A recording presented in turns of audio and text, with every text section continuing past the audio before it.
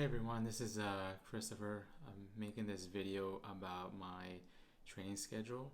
So I'm going to start my marathon training for Vancouver, and it's February 19th, Saturday. So I'm just prepping my schedule of last year and seeing where I am, how long do I have before the May 1st Vancouver, BC marathon. As of right now, I have about 10 weeks before the start date. Uh, so usually I like to give myself between 12 to 10 weeks preparation to train for the marathon. And after I'm done with the marathon, I like to take about 2 weeks off.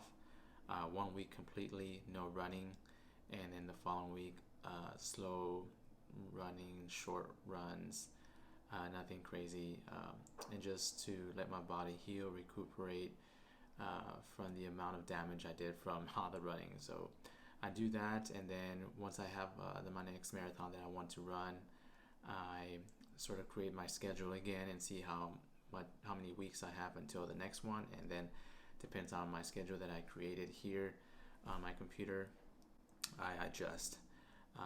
So let's look into my schedule here. And as you see, um, this is my goal is to finish a sub 3 hour marathon. Uh, so I do have a cutback week where I reduce the number of miles I've been running just for that week to have my body recuperate from the mileage that I've been running. So like I said, I have 10 weeks from now to the marathon. So as you see, this one is for 13 weeks. Usually I go through this and just adjust by how many weeks I have for my marathon. So since I have 10, I'm going to start around week 3 or 4. I think I'm going to start around week 4 though. Since I've been running the past 4 weeks, 3 or 4 times a week, I've been running about 40 miles. I've been running Tuesdays for about 50 minutes, which is about 5.5 miles for me. Wednesdays I've been running between 11 and 14. Thursdays a rest. Fridays a rest. Sometimes if I don't run Tuesday, I will run Friday for an hour, so it's just about 7 miles. And then Saturday is my long run, and the last month I've been running about 13 or 14 miles, and then Sunday I run 9 miles. And then I do it again, and during the week I do lift weights. So I do legs twice a week, I do biceps twice a week, every body part twice a week, chest, back, and legs, biceps, as I mentioned. Like I said here, week 4, I'm gonna start slowly. Usually on Mondays I do my legs, weightlifting, and I do back. So that's why I have a rest from running. And since it's legs, legs are pretty tough, so I don't like to run when I lift weights on my legs. When I've done it, my legs feel like jello, and I do not have all the energy to run long distance. So that's why I try to avoid Mondays and Wednesdays when I do legs. So Tuesday I'll probably do something short since I'm starting to run more miles, probably like 30 minutes, 3 to 4 miles, just slow. Even though it says tempo here, I think for the first week I'm just going to do recovery runs, and I'll explain what recovery runs are. So I would do a recovery run 3, and then maybe do like the elliptical for 30 minutes as a cool down. And then Wednesday, I think I'm gonna stick with what I've been doing for run about 11 miles, and I don't lift weights on Wednesdays. It's just the run, and then Thursdays I do not run, and but I do lift weights. So that's when I do my chest and legs again. And then Friday it's another recovery run, and it's a slow pace run. And Fridays, for this Friday, I think I'm gonna do 9 again since I'm starting my training. And then Saturdays I'm gonna do a 14-mile run, and I can handle this because, like I said, in the last 4 weeks I've been running consistently between 12 and 14 miles every Saturday, along with Wednesdays. So my body can take that mileage right now. So I'm just gonna keep that mileage since it's a little high. And then Saturdays I do not lift weights. But Sundays I usually go in the morning. I run. The first thing I do, I run 9 miles, which is about an hour 15, hour 20 for me. And then I come back home, I eat, and, then I go to the gym after about an hour or two. So my strength is a little bit coming back, and after I eat, I have more energy. And that's when I do shoulders and I do chest weightlifting. So that's going to be this upcoming week. But as you see, my schedule here for the next 9 weeks is mostly incremental. So for the following week, I think I'm gonna stick to the regular schedule. So Monday, I will not run, but I will lift weights. Tuesday, I will run a tempo run. I'm gonna explain, like I said, what a tempo run is right after, and then a recovery run of 11 miles, and then rest, and then recovery 9 miles, and this is where I extend my mileage. So I increase my mileage. So next Saturday will be 15, and then it will be 10. And then the same here, as you see, I'm increasing my mileage on Saturdays, which is my long run. Saturdays are my long run.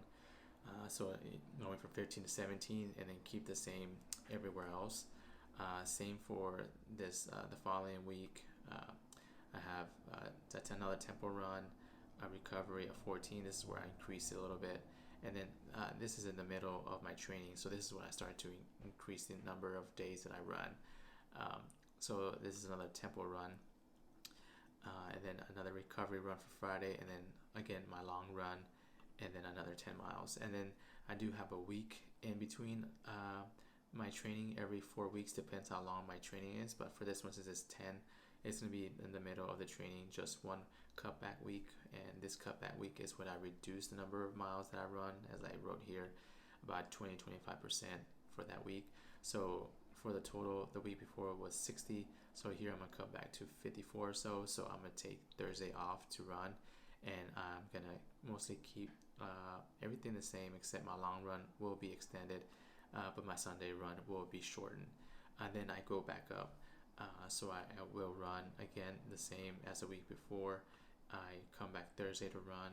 I increase my Friday run, and obviously my long run, I add another mile, and then Sunday I go to 12 miles. And then as you see here again, it's almost the same, except that I increase my long run another mile, and this is where I peak. I like to peak 3 weeks before the marathon. Some people like to do 3, some people like to do 2 weeks. I like to do 3 weeks. So on Saturday, this would be my longest, 22 miles. Depends how fatigued I am and how my training's been going. I can run in about 3 hours, or maybe 3:15. Usually if I don't finish in 3 hours and I still have a ways to go, I stop at 3 hours, and that's it. But I've usually been consistent where I run the 22 miles within 3 hours, within a few, 2 or 3 minutes, give or take. And then I increase 1 mile on that Sunday, and then the following week, this is where I start to decrease my mileage. So I still run on Thursdays, but I decrease my mileage 4 miles on Saturday and also on Sunday. And then the week after, the week before, I stop running Thursdays. I decrease my mileage on Fridays, drastically decrease them on Saturdays, and also again Sundays. And then the week of the marathon, this is where I'll only run 2 times of the week, sometimes 3. So Tuesday I would run a pretty good tempo run, a short one, about 5 miles, which is about 40-45 minutes for me.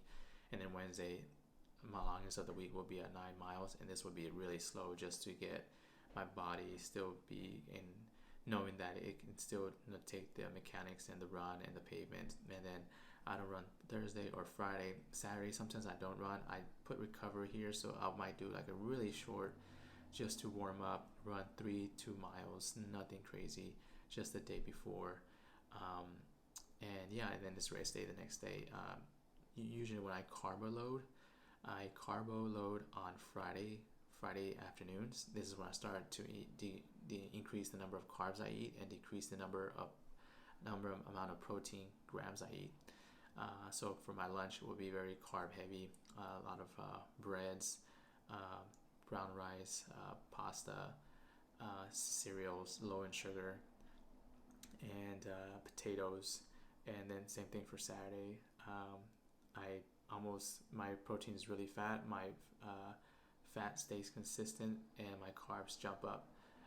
I don't necessarily eat in a caloric surplus just because of the difference, since carbs and protein have the same amount of grams. It's just I would reduce my protein in half. Let's say right now I'm eating about 110, 120 grams of protein, and I weigh 155.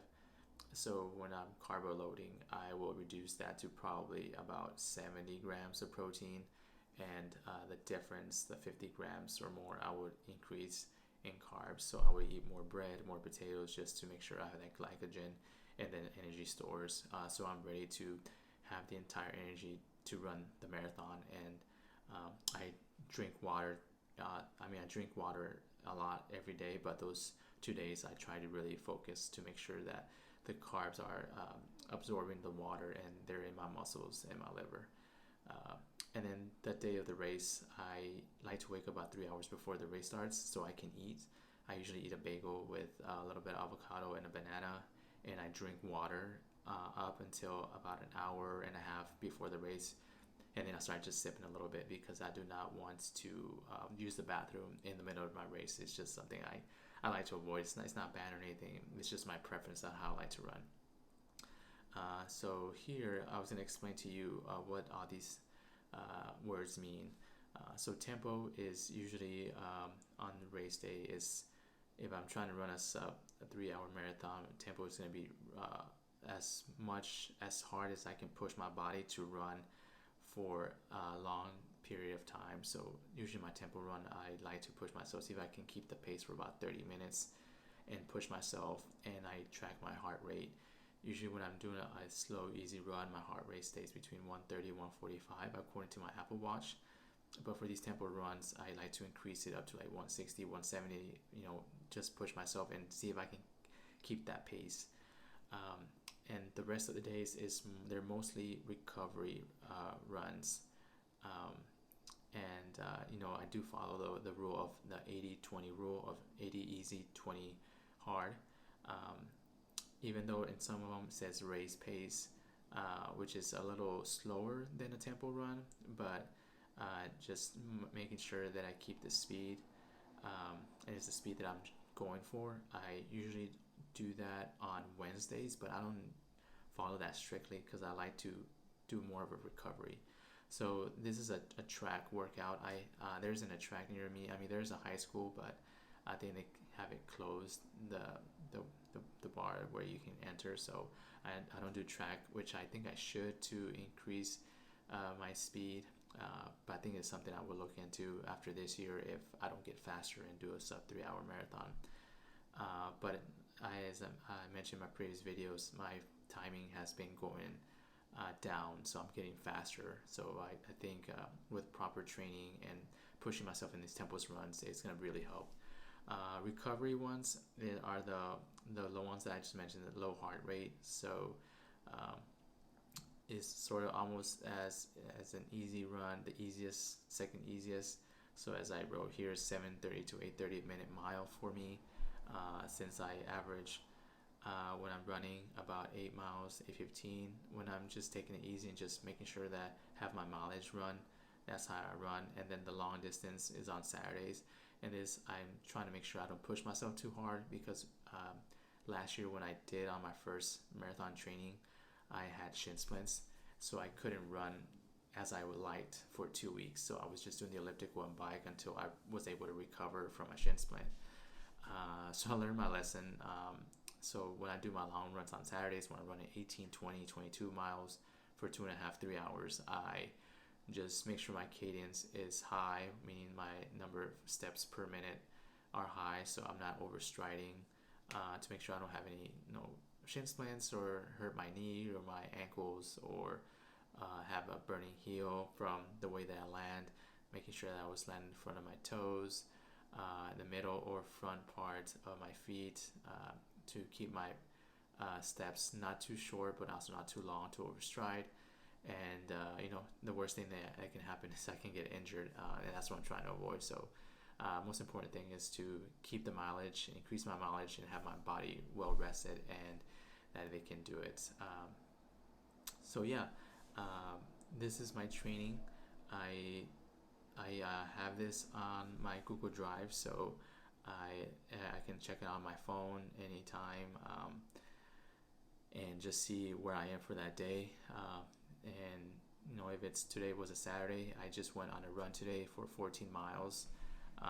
So you can definitely say I was week 3, even though I didn't run on Tuesday. I ran Wednesday, I ran yesterday, and I'm gonna run tomorrow another 8 or 9 miles before my official training starts Monday.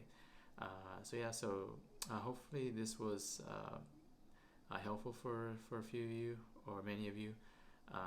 This is gonna be what I'm gonna follow for my Vancouver, BC marathon, and I'll be uploading more videos as I go before the race.